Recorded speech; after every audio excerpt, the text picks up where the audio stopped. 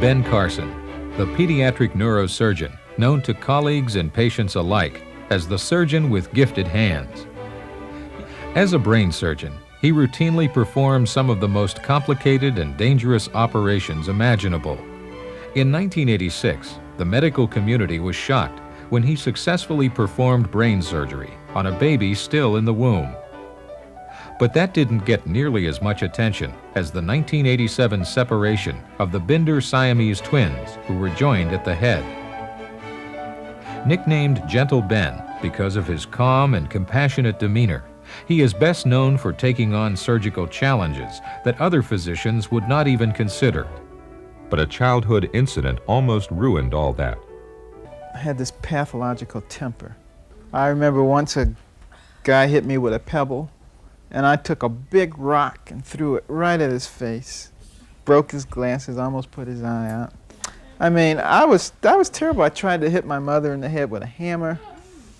But one day when I was 14 years old, it sort of all culminated because another youngster was doing something that I didn't like, changing a radio station or something that I was listening to. And I happened to have a large camping knife on me. And I grabbed it and tried to stab him in the abdomen with it.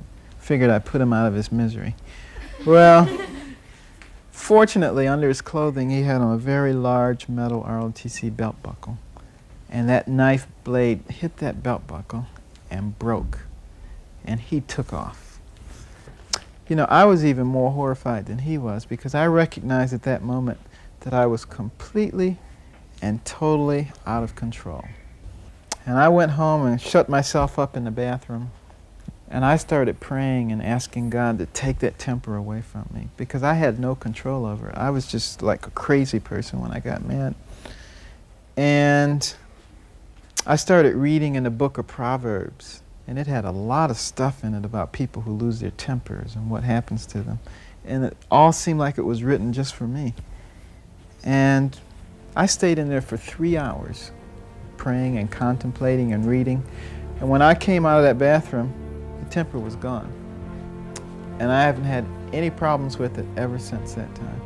And people who know me today can't believe that I used to be that way.